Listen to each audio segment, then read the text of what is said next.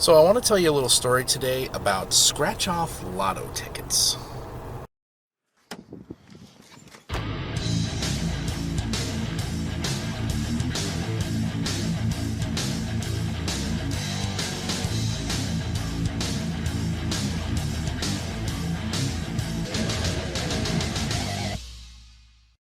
So, I have two older nephews that typically at Christmas time we tend to get them gift cards, maybe a small gift, but generally, the gift card makes sense because they can go to a restaurant with their girlfriend or significant other, can spend the money at a store, whatever they want. So, gift cards is the way we go. This year, however, I decided maybe change it up a little bit and give these guys some lottery scratch-off tickets. Why not? It's a little more fun. It's a little more interactive. So I went to the store and went up to the lotto machine, put in all my money, and started hitting the buttons, trying to make sure I was getting two of each thing, so that there's a nice matching set of a bunch of tickets to give them to scratch. Well, in my haste, as I was doing this, I didn't realize that I reached down and I hit a button that ended up spitting out this freaking ticket. Cost $10. I have never purchased a $10 scratch off ticket. I don't buy the $5 ones. I might buy a $2 once in a great while. We played scratch off tickets a lot more when they were first out in the world, and they were more popular, and it was a kind of a kitschy new thing to do, and maybe win a little money here and there. Mostly lose, of course, we all know that. So when this thing dropped out of the machine, and I'm like, you got to be kidding me. What the hell? What do I do? So I decided to just keep it, and I've been thinking about this thing for a while because I never got around to scratching it off. It's been sitting in a pile of papers, and I suddenly realized, there might actually be some money in this thing. So this is grand prize up to $3 million with their goofy scratch off game. So I'm going to scratch it with you. I have no idea what's in this ticket. I have no idea what's going to happen in this video. And maybe that's part of the fun. The most I've ever won off of a ticket, I think, was probably $20. I don't think I've ever won anything like 50 or 100. I've heard about people plenty of times that have won $500, won 1,000, maybe won more, but I couldn't think of any off the top of my head if I tried. A couple interesting facts for you about scratch-off tickets. Now, it may seem like 99.9% of them are losers, but in fact, statistics show that typically 70% of all the money spent on scratch-off tickets is actually paid out in winnings. There is a story out there about a guy named Mohan Srivastava. And apparently after winning a $3 lottery ticket, he started thinking about how these things are put together, started thinking through the logic and the math and the odds, and realized that because these tickets are mass-produced, there must be some code or algorithm used to determine which ones are going to win. Did I mention that this guy is an MIT-trained statistician? Yeah. Well, story goes that he did in fact crack the code, and he did in fact win a lot of money on a lot of tickets. And instead of sharing this information with the world to kind of even the playing field a little, he actually went to the companies that produced the tickets and let them know about their little flaw that he found in his algorithm. So thanks, bud. But let's get to it. I've got 10 winning numbers up on top here, and I've got 15 possible answers on the bottom. 15 chances to win. Match your numbers to any winning numbers, win the prize shown. Reveal the 5x and get 5 times the prize shown. 10x, get 10 times. 20x symbol, win 20 times the prize shown, right? Okay, they're all pretty much the same. This one just happens to be a lot more expensive and a lot bigger jackpot. So I'm going to start with the winning numbers. Note, by the way, that I am scratching this particular ticket with a 1976 commemorative U.S. $50 coin. Kind of cool, huh? I got a 6, 21, 32, 2, 12. I hate the little filings that get all over everything, and they stick to your hands, and you try to brush them off the table, and they just don't move. 38, 8, 27, 7, and 40. So if any of those 10 numbers show up in my 15 numbers below, I win. Let's see what happens. First number, 13. Not on my list. I did not win $1,500. That sucks.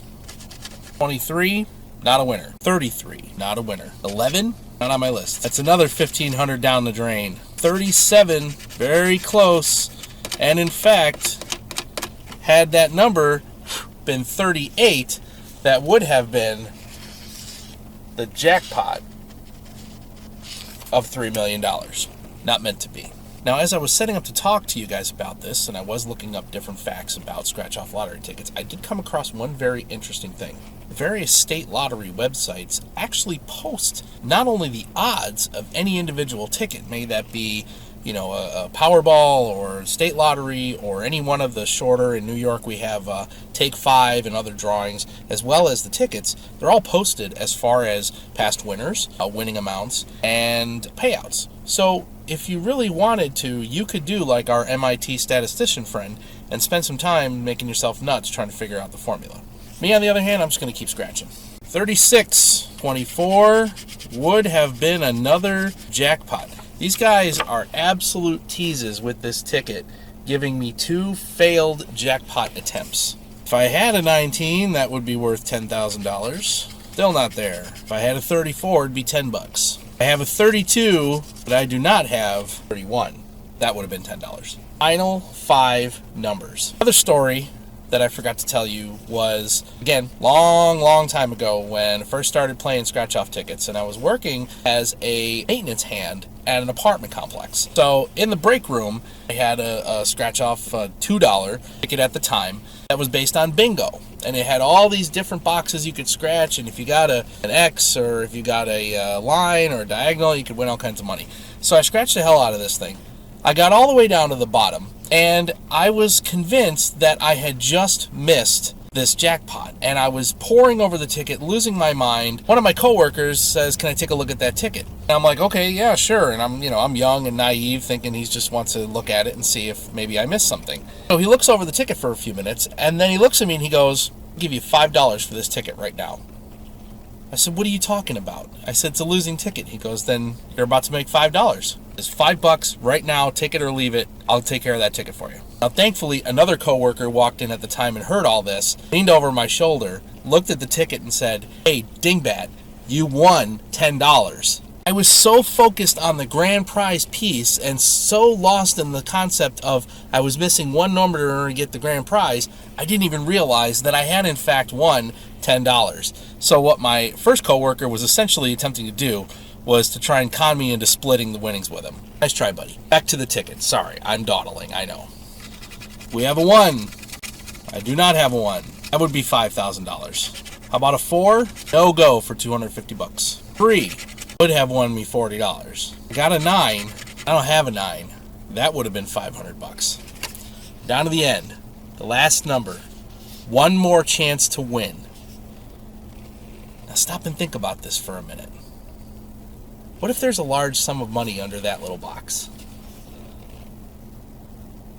What if there's $3 million sitting in my hand right now, and that $3 million has been sitting in a pile of paper for the last 2 weeks? How stupid would I feel if I won? But would I care about feeling stupid if I won?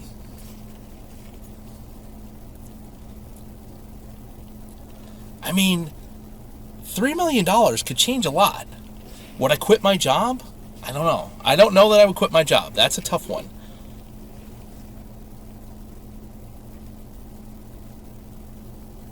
I sure as hell don't make anywhere near $3 million a year. But even I know at age 41, at this point, with my life expectancy projected, I would need about at least $1 million to retire, period. So if I stop working, the other $2 million, I don't think that's going to last me the next 20 years. So I guess I got to scratch this final number. Oh, but the tension. All right, I'm going to get it over with. Here we go.